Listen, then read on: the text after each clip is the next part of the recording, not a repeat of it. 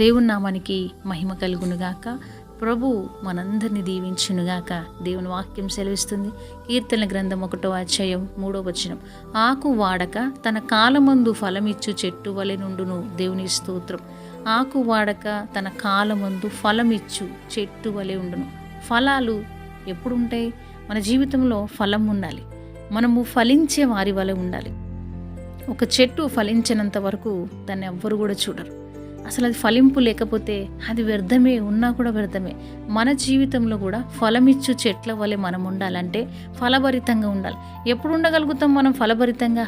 మన జీవితంలో ఎప్పుడు మనం ఫలించగలుగుతాం అంటే దేవుని వాక్యము మనలో ఉండాలి. మనలో ఎప్పటికప్పుడు ఒక చెట్టుకు నీరు పోసినట్టు మనలో ఎప్పటికప్పుడు ఫలించాలంటే దేవుని వాక్యమును మనం రిసీవ్ చేసుకోవాలి. ఆయన వాక్యం రిసీవ్ చేసుకున్న కొద్దీ మనం ఎక్కువగా ఫలిస్తూ ఉంటాం. దేవునిలో మనం ఎప్పుడైతే స్థిరంగా ఉంటామో మనం ఫలాలు ఇచ్చు చెట్టు వలె ఉంటాం. ఈరోజు చాలామందిలో ఫలాలు లేవండి. ఫలాలు లేని వృక్షముల వలె ఉన్నారు. ఫలాలు లేని చెట్ల వలె ఉన్నారు. అసలు ఎందుకు ఉన్నారంటే ఉన్నారంతే. ఏం చేస్తున్నావు? పలానా వ్యక్తి ఉన్నాడంటే ఉన్నాడమ్మా, ఉన్నారు సిస్టర్, ఉన్నారు బ్రదర్, అంతే ఉన్నారు. నీలో ఏ ఫలము లేదా? నువ్వు దేవుని కొరకు ఎంతవరకు పనిచేస్తున్నావు? దేవుని పని నిమిత్తం నువ్వు ఎంతగా ఫలిస్తున్నావు ప్రియ సహోదరుడా? అసలు నీలో ఏ ఫలం ఉంది? ఈ ప్రార్థన ఫలం ఉందా? దర్శన ఫలం ఉందా? భాషల ఫలం ఉందా? దేవుని కొరకు పరిగెత్తే ఫలం ఉందా? అసలు నీలో ఏ ఫలము లేకపోతే మనం వ్యర్థమే. కొంతమంది సేవ చేయాలని ఆశపడతారు. సేవ అంటే బైబిల్ పట్టుకొని అనేక ప్రాంతాలకు వెళ్ళి తిరగడమే కాదు, ప్రభువు నానా విధాలుగా చేయమంటాడు సేవ. కొంతమంది సహకరించే వారికి ఉంచుతాడు, కొంతమందిని ఎదుటి వారికి సహకారికంగా ఉంచుతాడు, మరికొంతమందిని ప్రభు సన్నిధిలో ఏదో ఒక పని నిమిత్తం వాడుకుంటూ ఉంటాడు. మరి నువ్వు ఏ విధంగా వాడబడుతున్నావు? ఈరోజు నీలో ఏ ఫలం ఉంది సహోదరి? ఒకసారి జ్ఞాపకం చేసుకో. నేను అన్నిట్లలో సూపర్గా ఉన్నాను, నేను అన్నిట్లలో ముందుకెళ్తున్నాను, నేను హ్యాపీగా ఉన్నాను, నాకు మంచి జాబ్ ఉంది, అన్నిట్లలో ఫలించే ఉన్నాను అనుకుంటున్నావు. ఈ లోకానుసారమైంది అది. నీ ఆత్మలో ఫలింపు ఎక్కడుంది? నువ్వు దేవుల్లో ఏ విధంగా ఫలిస్తున్నావు? చాలా మంది ఫలాలు లేని చెట్ల వలె ఉన్నారు. అసలు ఫలాలే లేకపోతే ఆ వృక్షాలను పక్కన పడేస్తాం. మన జీవితంలో కూడా మనం ఏదన్నా తెచ్చుకున్నప్పుడు అది ఫలింపకపోతే దాన్ని పక్కన పడేస్తాం. మరి నువ్వు ఈరోజు ఫలించకపోయినా దేవుడు ఇంకా నీలో ఫలం వస్తుందేమో అని ఎదురు చూస్తున్నాడు సహోదరి. మనము ఆకు వాడక తన కాలముందు ఫలమిచ్చు చెట్టు వలె నుండును. దేవునికి స్తోత్రం. అట్లా ఉండగలుగుతున్నావా? ఈరోజు నీలో ఏమీ లేదో ప్రభుని అడుగు. నేను దేనికి పనికొస్తున్నాను ప్రభువా? నన్ను ఇంతగా సృజించినావు కదా, నాలో ఫలాలు కావాలి.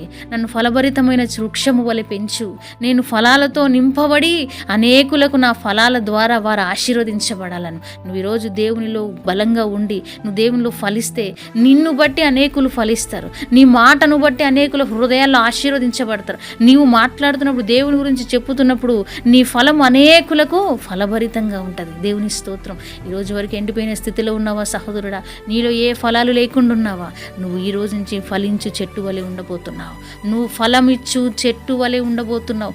నీలో ఫలాలు రాబోతున్నాయి. నువ్వు దేవుని కోసం బ్రతికితే, దేవుని కోసం జీవిస్తే, దేవుని కోసం పరిగెత్తితే, దేవుని కోసం సహాయకరంగా ఉంటే నీవు ఫలమిచ్చు చెట్టు వలె నిండుగా నిన్ను ఆశీర్వదించబోతున్నాడు. ఈ వాక్యం వింటున్న సహోదరి, నిన్ను ఫలమిచ్చు వృక్షము వలె ప్రభు దీవించబోతున్నాడు. ఈ వాక్యం వింటున్న సహోదరుడా, నిన్ను ఫలభరితంగా ప్రభు ఉంచబోతున్నాడు.